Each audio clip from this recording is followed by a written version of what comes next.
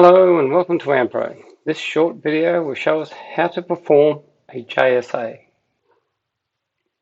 Here we can see that the JSAs have been created and have been approved, and they get assigned to the jobs depending on who's assigning work. And in job 2 we can see that we've got electrical isolation and we've also got a slinger service removal to be done. It's been assigned to Fred and to Brian. They both have to sign this before it can be signed off. Authorization is required. That was a prerequisite when the JSA was approved, and there's compulsory instructions that have to be done.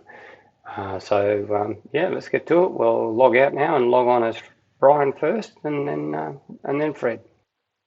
Okay, so Brian's logged in.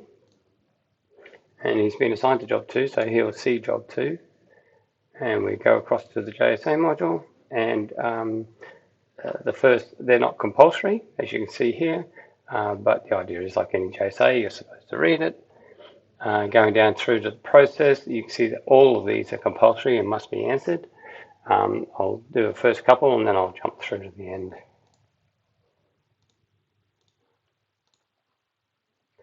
You can also see that there is a comment section where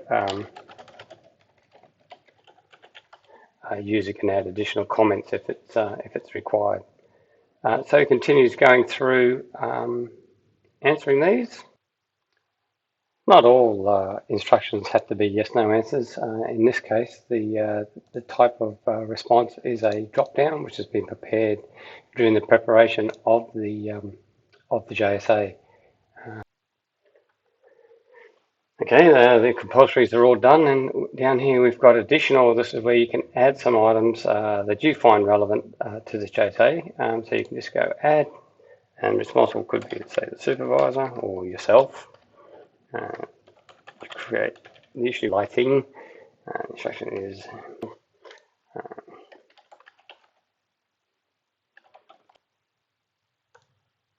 and that shows down there. So once Brian has finished the JSA, it needs to be authorised. That's what this is, and Brian hasn't got permissions to authorise it. So Brian's supervisor, he's logged on to his portable, and he'll go ahead and authorise this JSA.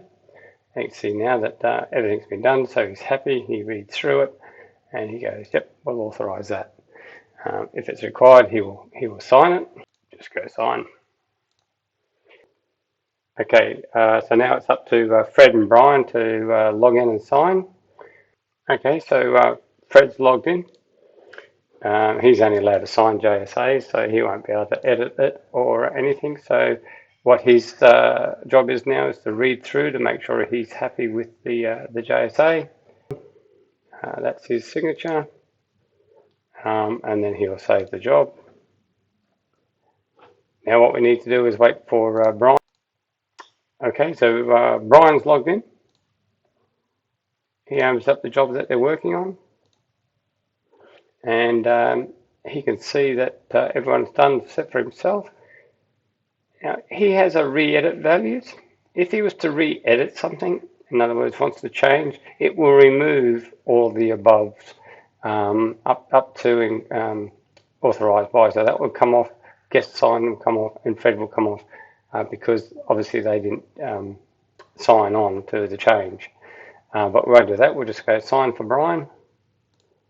As you can see now that everything's been completed, we can sign off. And what this does is creates well, first of all, it signs off the JSA, but then it creates a PDF and attaches it to the job, which we'll have a look at in a moment.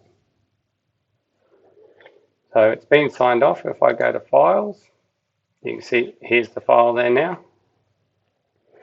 which is attached to the job.